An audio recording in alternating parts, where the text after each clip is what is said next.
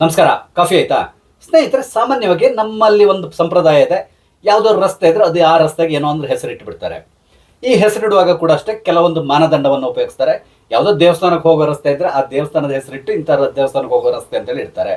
ಅದೇ ರೀತಿಯಲ್ಲಿ ಯಾರಾದರೂ ಆ ಪ್ರದೇಶದಲ್ಲಿ ಏನಾದರೂ ಒಂದು ಸಮಾಜ ಸೇವೆಯೋ ಅಥವಾ ಉತ್ತಮವಾದ ಕೆಲಸ ಮಾಡಿದವರಿದ್ದರೆ ಅವರ ನೆನಪಿಗಾಗಿ ಆ ರಸ್ತೆಗಳಿಗೆ ಅವ್ರ ಹೆಸರಿಡ್ತಾರೆ. ಅದೇ ರೀತಿಯಲ್ಲಿ ರಾಷ್ಟ್ರದಲ್ಲಿ ಬಹುದೊಡ್ಡ ಕೆಲಸ ಮಾಡಿದವ್ರ ಹೆಸರನ್ನು ಕೂಡ ನಾವು ರಸ್ತೆಗಳಿಗೆ ಇಡ್ತೇವೆ, ಕವಿಗಳ ಹೆಸರಿಡ್ತೇವೆ, ಈ ರೀತಿ. ಅದೇ ರೀತಿಯಲ್ಲಿ ಮೈಸೂರಿನಲ್ಲಿ ಕೂಡ ಅಷ್ಟೇ KRSಗೆ ಹೋಗುವಂತಹ ಒಂದು ರಸ್ತೆ ಇದೆ. ಆ ರಸ್ತೆಗೆ ಪ್ರಿನ್ಸೆಸ್ ರೋಡ್ ಅಂತಕೊಂಡು ಹೆಸರಿಟ್ಟಿದ್ದಾರೆ. ಇದಕ್ಕೆ ಕಾರಣ ಏನು ಅಂದರೆ, ಮೈಸೂರಿನಲ್ಲಿದ್ದಂತಹ ಮಹಾರಾಣಿಯವರಿಗೆ ಗೌರವ ಕೊಡಲಿಕ್ಕಾಗಿ ಆ ರಸ್ತೆಗೆ ಆ ಹೆಸರನ್ನು ಇಟ್ಟಿದ್ರು. ಯಾಕಂದರೆ ಅವರು ಮೈಸೂರು ಅಭಿವೃದ್ಧಿಯಲ್ಲಿ ಬಹುದೊಡ್ಡದಾದಂಥ ಕೊಡುಗೆಯನ್ನು ಕೊಟ್ಟಿದ್ರು. ಅದೇ ರೀತಿಯಲ್ಲಿ ಹೆಣ್ಣು ಮಕ್ಕಳ ಶಿಕ್ಷಣಕ್ಕೆ ಹಲವಾರು ಕಾಲೇಜುಗಳನ್ನು ಸ್ಥಾಪನೆ ಮಾಡಿದ್ದಾರೆ. ಈ ರೀತಿಯಾಗಿ ಅಂದರೆ ತುಂಬ ಬಹುದೊಡ್ಡದಾದಂಥ ಸೇವೆಯನ್ನು ಮಾಡಲಿಕ್ಕೆ ಹೋಗಿ ಅವರ ನೆನಪಿದಾರ್ಥ ಆ ರಸ್ತೆಗೆ ಪ್ರಿನ್ಸೆಸ್ ರೋಡ್ ಅಂತಕೊಂಡು ಹೆಸರಿಟ್ಟಿದ್ದಾರೆ. ಅದರಲ್ಲೂ ಮುಖ್ಯವಾಗಿ ಆ ರಸ್ತೆ ಕನೆಕ್ಟ್ ಆಗೋದು KRS ಡ್ಯಾಮ್ಗೆ. ಹಾಗಾಗಿ ಈ ರಸ್ತೆಗೆ ಆ ಹೆಸರಿಟ್ಟಿರೋದು ಬಹು ಸೂಕ್ತ ಅನಿಸ್ತದೆ. ಆದರೆ ಈಗ ಏನಾಗಿದೆ ಅಂತ ಹೇಳಿದರೆ, ಅಲ್ಲಿ ಒಂದು ವಿವಾದ ಹುಟ್ಕೊಂಡಿದೆ. ಆ ಪ್ರಿನ್ಸೆಸ್ ರಸ್ತೆ ಹೆಸರನ್ನ ಬದಲಾವಣೆ ಮಾಡಿ ಆ ರಸ್ತೆಗೆ ಸಿದ್ದರಾಮಯ್ಯನವರ ಹೆಸರಿಡ್ಲಿಕ್ಕೆ ಹೊರಟಿದ್ದಾರೆ. ಈಗ ಇದು ವಿವಾದದ ಕೇಂದ್ರವಾಗಿ ಬಿಟ್ಟಿದೆ. ಯಾಕಂತೇಳಿ ಹೇಳಿದರೆ, ಸಿದ್ದರಾಮಯ್ಯನವರ ಹೆಸರು ಈ ರಸ್ತೆಗೆ ಯಾಕೆ ಇಡಬೇಕು, ಅವರು ಮೈಸೂರಿಗೆ ಕೊಟ್ಟಂತ ಕೊಡುಗೆ ಏನು, ಈ ರೀತಿಯಾಗಿ ಪ್ರಶ್ನೆ ಮಾಡಲಿಕ್ಕೆ ಶುರು ಮಾಡಿದ್ದಾರೆ.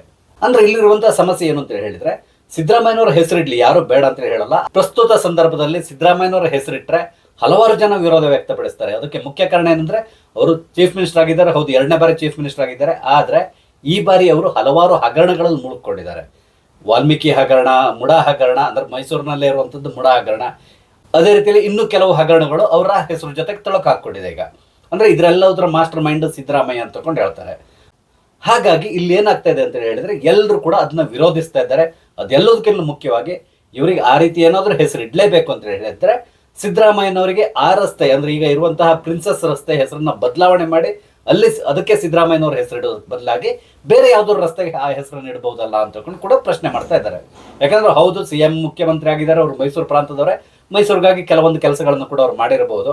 ಆದ್ರೆ ರಾಜ ಮಹಾರಾಜರು ಈ ಹಿಂದೆ ಮಾಡಿದಷ್ಟು ಕೆಲಸನ ಖಂಡಿತವಾಗಿ ಸಿದ್ದರಾಮಯ್ಯನವರು ಮಾಡಿಲ್ಲ. ಇದು ಎಲ್ರಿಗೂ ಗೊತ್ತಿರುವಂತಹ ವಿಷಯ. KRS ಡ್ಯಾಮ್ ಕಟ್ಟಿಸಿದ ಯಾರು ನಿಮ್ಗೆ ಗೊತ್ತಿದೆ, ಮೈಸೂರು ಒಡೆಯವರು ಮತ್ತೆ ವಿಶ್ವೇಶ್ವರಯ್ಯನವರು ಪ್ಲಾನ್ ಮಾಡಿ ಕೊಟ್ಟರು. ಆ ಮುಖಾಂತರ ಆ ಡ್ಯಾಮ್ನ ನಿರ್ಮಾಣ ನಡೆದಿತ್ತು. ಇದೆಲ್ಲರಿಗೂ ಗೊತ್ತಿರುವಂತಹದ್ದು. ಹಾಗಾಗಿ ಮಂಡ್ಯ ಮತ್ತು ಮೈಸೂರು ಈ ಭಾಗಕ್ಕೆ ನೀರನ್ನ ಹರಿಸ್ತಾ ಇರುವಂತಹದ್ದು, ಅಂದ್ರೆ ಅಲ್ಲಿಯ ಎಲ್ಲಾ ಹೊಲ ಗದ್ದೆಗಳಿಗೆ ನೀರನ್ನ ಹರಿಸ್ತಾ ಇರೋದು ಈ KRS ಡ್ಯಾಮ್ನಿಂದ. ಅಲ್ಲಿಯ ರೈತರು ಬದುಕು ಇವತ್ತೀಗ ಹಸನಾಗಿದೆ ಅಂತ ಹೇಳಿದ್ರೆ ಅದಕ್ಕೆ ಮುಖ್ಯ ಕಾರಣ ಮಹಾರಾಜರ ಕೊಡುಗೆ, ಈ KRS ಡ್ಯಾಮ್. ಯಾಕಂದ್ರೆ ಅವರು ಈ ಒಂದು ಡ್ಯಾಮ್ ಕಟ್ಟಲಿಕ್ಕಾಗಿ ಬಹಳಷ್ಟು ಶ್ರಮವನ್ನು ವಹಿಸಿದ್ರು. ಇದೆಲ್ಲರಿಗೂ ಗೊತ್ತಿರುವಂತಹದ್ದು. ಹಾಗಾಗಿ ಸಾಮಾನ್ಯವಾಗಿ ಈ ಪ್ರಾಂತ್ಯದಲ್ಲಿ ಎಲ್ಲೋದ್ರೂ ಕೂಡ, ಯಾರ ಮನೆಗೆ ಹೋದ್ರು ಕೂಡ ಮೈಸೂರು ಮಹಾರಾಜರ ಫೋಟೋ, ನಂತರ ವಿಶ್ವೇಶ್ವರಯ್ಯನವರ ಫೋಟೋ ಕಾಣಲಿ ಸಿಗ್ತಾರೆ ನಿಮ್ಗೆ. ಯಾಕಂದ್ರೆ ಇವರಿಬ್ರು ಕೂಡ ಅಲ್ಲಿಯ ಜನ ಅಷ್ಟು ಭಯ ಭಕ್ತಿಯಿಂದ ಪೂಜಿಸ್ತಾರೆ. ಯಾಕಂದ್ರೆ ಅವರಿಗೆ ಬದುಕನ್ನ ಕಟ್ಟಿಕೊಡ್ಲಿಕ್ಕೆ ಈ ಡ್ಯಾಮ್ ಬಹಳಷ್ಟು ಹೆಲ್ಪ್ ಮಾಡಿದೆ. ಹಾಗಾಗಿ ಇವರ ವಿರುದ್ಧವಾಗಿ ಯಾವುದೇ ರೀತಿಯಾದಂತಹ ಒಂದು ಕಾರ್ಯ ನಡೆದ್ರು ಕೂಡ ಅಲ್ಲಿಯ ಜನ ಪ್ರತಿಭಟನೆ ಮಾಡ್ತಾರೆ. ಅದೇ ರೀತಿಯಲ್ಲಿ ಈಗ ಅಲ್ಲಿ ಸಿದ್ದರಾಮಯ್ಯನವ್ರನ್ನ ಹೆಸರನ್ನ ಈ ರಸ್ತೆಗೆ ಇಡಬೇಕು ಅಂತ ಹೇಳಿ ಮೈಸೂರಿನ ಮಹಾನಗರ ಪಾಲಿಕೆ ಯೋಚನೆ ಮಾಡ್ತಾ ಇದೆ. ಈಗಾಗಲೇ ಒಂದು ನಿರ್ಣಯವನ್ನು ಕೂಡ ಅವರು ತಗೊಂಡಿದ್ದಾರೆ. ಆದ್ರೆ ಈಗ ಅಲ್ಲಿ ಬಹಳಷ್ಟು ವಿರೋಧ ವ್ಯಕ್ತವಾಗ್ತಾ ಇದೆ. ಯಾಕಂತ ಹೇಳಿದ್ರೆ, ಇಲ್ಲಿ ನಡೀತಾ ಇರೋದು ಏನಂದ್ರೆ, ಪ್ರಿನ್ಸೆಸ್ ರಸ್ತೆ ಆ ಹೆಸರನ್ನ ತೆಗೆದು ಸಿದ್ದರಾಮಯ್ಯನವರ ಹೆಸರು ಇಡ್ತಾ ಇರೋದು. ಅದಕ್ಕೆ ಬದಲಾಗಿ ಬೇರೆ ಇನ್ಯಾವುದೋ ರಸ್ತೆಗೆ ಹೆಸರು ಇಡ್ಬೋದು. ಯಾಕಂದ್ರೆ ಅಲ್ಲಿ ಬಹುಶಃ ನನ್ಗೆ ಗೊತ್ತಿದ್ದಾಗ ಮೈಸೂರಿನಲ್ಲಿ ಬಹಳಷ್ಟು ಹೈದರಾಲಿ ರಸ್ತೆನೂ ಇರ್ಬೋದು, ಟಿಪ್ಪು ಸುಲ್ತಾನ್ ರಸ್ತೆನೂ ಇರ್ಬೋದು, ಈ ರೀತಿಯಾದಂತಹ ಬಹಳಷ್ಟು ಹೆಸರುಗಳು ಕೂಡ ಇರಬಹುದು. ಅದ್ಯಾವ್ದಾದ್ರು ಹೆಸರನ್ನ ಬದಲಾವಣೆ ಮಾಡಿ ಸಿದ್ದರಾಮಯ್ಯನವರ ಹೆಸರು ಇಡಬಹುದಲ್ಲ? ಖಂಡಿತವಾಗಿ ಇದು ಸಾಧ್ಯ ಇಲ್ಲ. ಯಾಕಂತ ಹೇಳಿದ್ರೆ, ಒಂದ್ ವೇಳೆ ಟಿಪ್ಪು ಸುಲ್ತಾನ್ ಹೆಸರು ಇದ್ರೂ ಕೂಡ ಆ ಹೆಸರನ್ನ ಬದಲಾಯಿಸಿ ಸಿದ್ದರಾಮಯ್ಯನವರ ಹೆಸರು ಇಡ್ಲಿಕ್ಕೆ ಹೊರಟ್ರೆ ಫಸ್ಟ್ಗೆ ಸಿದ್ದರಾಮಯ್ಯನವರೇ ವಿರೋಧ ವ್ಯಕ್ತಪಡಿಸ್ತಾರೆ. ಅದ್ರ ಜೊತೆಯಲ್ಲಿ ಅಲ್ಲಿರುವಂತಹ ಮುಸಲ್ಮಾನರು ಕೂಡ ಖಂಡಿತವಾಗಿ ವಿರೋಧ ವ್ಯಕ್ತಪಡಿಸ್ತಾರೆ. ಹಾಗಾಗಿ ಸಿದ್ದರಾಮಯ್ಯನವರು ಕೂಡ ಆ ರಿಸ್ಕ್ ತಗೊಳ್ಳಿಕ್ಕೆ ಹೋಗಲ್ಲ, ಅಥವಾ ಅಲ್ಲಿರುವಂತಹ ಪಾಲಿಕೆಯವರು ಕೂಡ ಆ ಒಂದು ರಿಸ್ಕ್ ಅನ್ನ ತಗೊಳ್ಳಿಕ್ಕೆ ಹೋಗಲ್ಲ. ಇಲ್ಲಿ ಏನಿದ್ರು ಮಹಾರಾಜರ ವಂಶಸ್ಥರ ಮೇಲೆ ಏನೋ ಈ ರೀತಿಯಾಗಿ ಯಾರ್ದೊಂದು ಹೆಸರನ್ನು ಬದಲಾಯಿಸಿದ್ರೆ, ಆ ರಸ್ತೆ ಹೆಸರನ್ನು ಬದಲಾಯಿಸಿದ್ರೆ ಏನೂ ಆಗಲ್ಲ ಅನ್ನೋದು ಬಹುಶಃ ಅಲ್ಲಿಯ ಪಾಲಿಕೆಯವರ ಯೋಚನೆ ಆಗಿರ್ಬೇಕು. ಅದಕ್ಕಾಗಿ ಈ ಒಂದು ಕೆಲಸಕ್ಕೆ ಹೊರಟಿದ್ದಾರೆ ಅನಿಸ್ತದೆ. ಇದ್ರ ಮಧ್ಯದಲ್ಲಿ ಬಹು ಆಶ್ಚರ್ಯ ಅನ್ನೋ ರೀತಿಯಲ್ಲಿ ಪ್ರತಾಪ್ ಸಿಂಹ ಅವರು ಈ ಒಂದು ರಸ್ತೆ ಹೆಸರು ಬದಲಾವಣೆಗೆ ಬಹಳಷ್ಟು ಸಪೋರ್ಟ್ ಮಾಡ್ತಾ ಇದ್ದಾರೆ. ಸಿದ್ದರಾಮಯ್ಯನವರ ಕೊಡುಗೆ ತುಂಬಾ ಇದೆ ಈ ಭಾಗಕ್ಕೆ.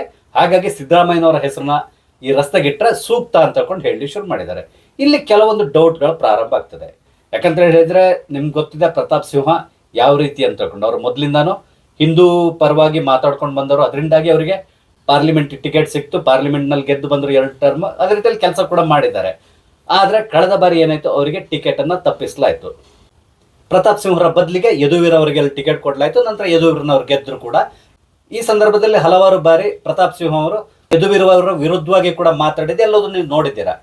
ಅದೇ ರೀತಿಯಲ್ಲಿ ಇಲ್ಲಿ ಕೂಡ ಅಷ್ಟೇ, ಮಹಾರಾಜರ ವಂಶಸ್ಥರ ಹೆಸರನ್ನ ತೆಗೆದು ಸಿದ್ದರಾಮಯ್ಯನವರ ಹೆಸರಿಡ್ತಾ ಇದ್ದಾರೆ ಅಂತ ಹೇಳಿದ ತಕ್ಷಣ ಪ್ರತಾಪ್ ಸಿಂಹ ಅವರು ಅದಕ್ಕೆ ಸಪೋರ್ಟ್ ಆಗಿ ನಿಂತಿದ್ದಾರೆ. ಇದಕ್ಕೆ ಕಾರಣ ಬೇರೆ ಏನೂ ಇಲ್ಲ, ಕೇವಲ ಮೈಸೂರು ಸಂಸ್ಥಾನದವರ ಹೆಸರನ್ನ ಬದಲಾಯಿಸಿ ಇಡ್ತಾ ಇದ್ದಾರಲ್ಲ, ಅದಕ್ಕಾಗಿ ಸಿದ್ದರಾಮಯ್ಯನವರಿಗೆ ಇವರು ಸಪೋರ್ಟ್ ಆಗಿ ನಿಂತಿದ್ದಾರೆ. ಅಂದ್ರೆ ಎಲ್ಲೋ ಒಂದ್ ರೀತಿಯಲ್ಲಿ ಸೇಡನ್ನು ತೀರಿಸ್ಕೊಳ್ಳಿಕ್ಕೆ ಇದು ಒಂದು ದಾರಿ ಅಂತ ತಗೊಂಡು ಪ್ರತಾಪ್ ಸಿಂಹ ತಿಳ್ಕೊಂಡಿದ್ದಾರೆ ಅನ್ಸುತ್ತೆ. ಅದಕ್ಕಾಗಿ ಸಿದ್ದರಾಮಯ್ಯನವರ ಪರವಾಗಿ ಈಗ ಬ್ಯಾಟಿಂಗ್ ಮಾಡ್ಲಿಕ್ಕೆ ಶುರು ಮಾಡಿದ್ದಾರೆ. ಇದ್ರ ಜೊತೆಗೆ ಈಗಾಗಲೇ ಸೋಷಿಯಲ್ ಮೀಡಿಯಾ ಮತ್ತು ಬೇರೆ ಬೇರೆ ಕಡೆಗಳಲ್ಲಿ ಈ ರಸ್ತೆ ಹೆಸರನ್ನ ಬದಲಾವಣೆ ಮಾಡೋದ್ರ ವಿರುದ್ಧವಾಗಿ ಒಂದು ಅಭಿಯಾನ ಕೂಡ ಪ್ರಾರಂಭ ಆಗ್ತಾ ಇದೆ. ಇದಕ್ಕೆ ಮುಖ್ಯ ಕಾರಣ ಏನೂ ಅಲ್ಲ, ಸಿದ್ದರಾಮಯ್ಯನವ್ರ ಮೇಲಿರುವಂತಹ ಅಪಾದನೆಗಳು, ಎಲ್ಲದಕ್ಕಿಂತ ಮುಖ್ಯವಾಗಿ ಮೈಸೂರು ಮಹಾರಾಜರು ಮಾಡಿರುವಂತಹ ಕೆಲಸ ಅಥವಾ ಅವರ ಹೆಸರನ್ನ ಅಳಿಸ್ಲಿಕ್ಕೆ ಸಿದ್ದರಾಮಯ್ಯ ಮತ್ತೆ ಅವರ ಪಟಲಂ ಹೊರಟಿದೆ ಅಂತ ತಗೊಂಡು ಈಗ ಎಲ್ಲರೂ ಕೂಡ ಪ್ರಶ್ನೆ ಮಾಡ್ಲಿಕ್ಕೆ ಶುರು ಮಾಡಿದ್ದಾರೆ. ಈ ರೀತಿ ಯಾಕೆ ಮಾಡಬೇಕು ಅಂತ ಹೇಳಿ ನೋಡೋಣ. ಮುಂದಿನ ದಿನಗಳಲ್ಲಿ ಪಾಲಿಕೆ ತನ್ನ ನಿರ್ಧಾರವನ್ನು ಬದಲಾವಣೆ ಮಾಡ್ತದ ಇಲ್ವಾ ಅನ್ನೋದನ್ನ ಕಾದ್ ನೋಡ್ಬೇಕು. ಈಗಷ್ಟೇ ಯಾರು ಅಬ್ಜೆಕ್ಷನ್ ಮಾಡೋದಿದ್ರು ಮಾಡ್ಬೋದು ಅಂತ ಹೇಳಿ ಅವ್ರು ಪತ್ರಿಕಾ ಪ್ರಕಟಣೆ ಕೊಟ್ಟಿದ್ದಾರೆ. ಈಗಾಗಲೇ ಹಲವಾರು ಜನ ಅದನ್ನ ವಿರೋಧಿಸಲು ಶುರು ಮಾಡಿದ್ದಾರೆ. ನೋಡೋಣ ಮುಂದಿನ ದಿನದಲ್ಲಿ ಇದ್ರ ಬಗ್ಗೆ ಯಾವ ರೀತಿಯಾದಂತಹ ನಿರ್ಣಯವನ್ನು ತಗೊಳ್ತಾರೆ, ನಾವು ಕಾದ್ ನೋಡ್ಬೇಕಾಗಿದೆ. ಸ್ನೇಹಿತರೆ, ನಾನು ಹಂಚ್ಕೊಂಡಿರುವಂಥ ವಿಷಯ ನಿಮ್ಗೆ ಇಷ್ಟ ಆದರೆ ದಯವಿಟ್ಟು ಲೈಕ್ ಮಾಡಿ, ಇಲ್ಲಾಂದ್ರೆ ಡಿಸ್ಲೈಕ್ ಮಾಡಿ. ಅದೇ ರೀತಿಯಲ್ಲಿ ದಯವಿಟ್ಟು ನನ್ನ ಚಾನಲ್ ಸಬ್ಸ್ಕ್ರೈಬ್ ಮಾಡಿ. ನಮಸ್ತೆ, ಜೈ ಹಿಂದ್.